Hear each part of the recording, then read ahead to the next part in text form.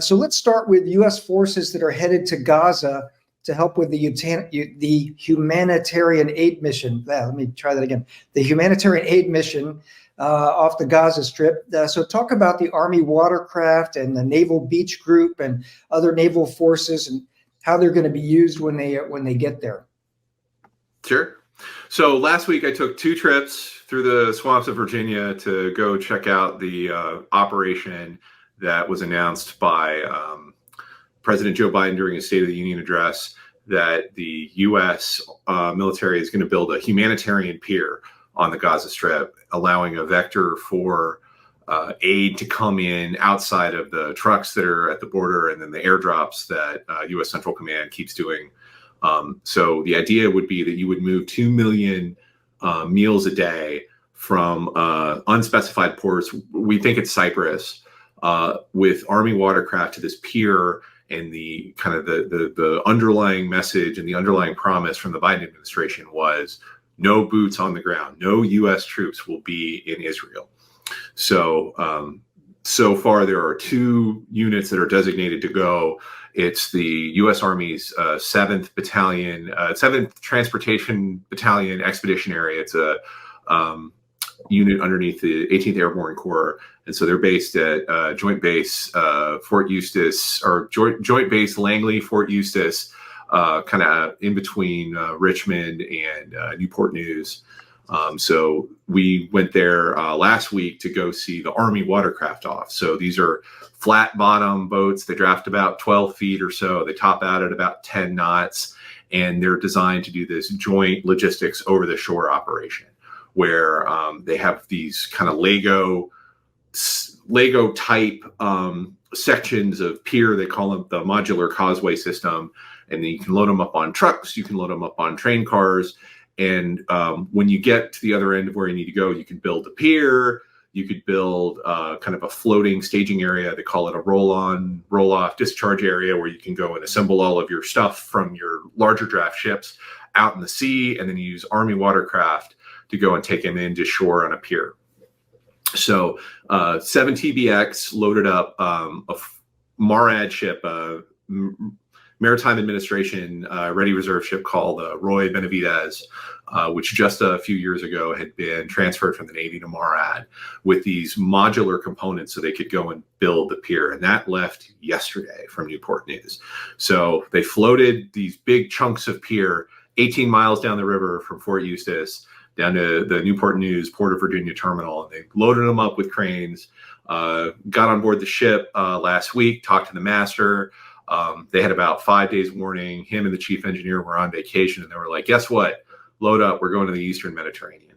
So that's the Army group. That's 7 TBX. So they've had a series of watercraft that have departed. They're doing a very long Atlantic transit. It's 30 days at 10 knots in a flat bottom boat in the spring in the Atlantic. I think your viewers and your listeners know what the implications are. One of the chief warrant officers, who was the chief engineer on the lead ship, said, "Hey, I got to pack Dramamine every time. You know, half the time I gotta brace my hand up against a bulkhead to keep from falling over." Yeah, and they're not doing the great, because of the weather. They're not doing like the Great Circle route, right? They're going a more southerly transit. Right. They're doing a southerly transit, and it's going to take them about a month to get over there. So all told, we're not going to have, the Army's not going to be there, and they're not going to have the pier assembled for about 60 days from last week. So it's going to take about another 50, 60 days for them to assemble the pier.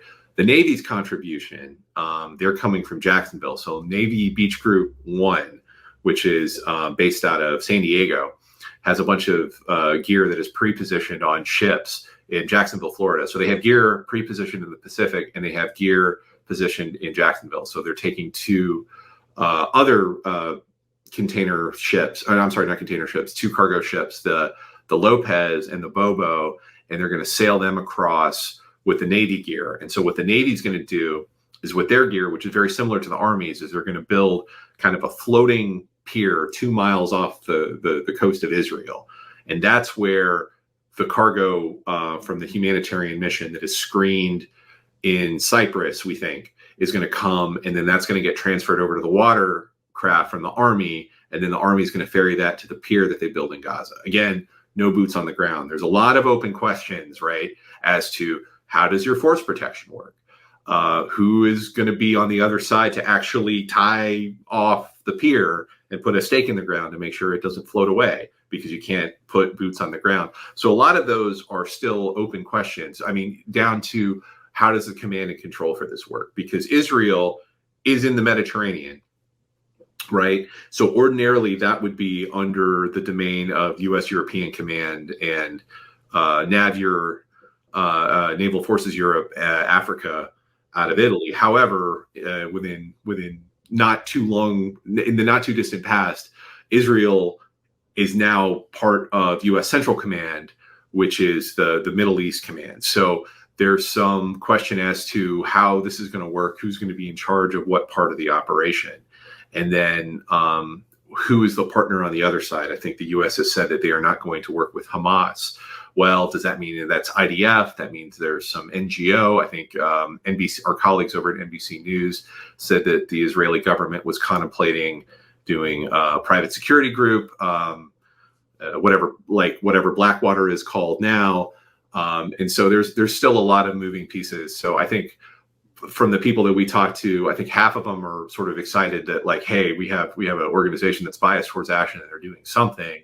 And about the other half is sharing a lot of concerns that, like, hey, there's a lot of open questions in this operation right now.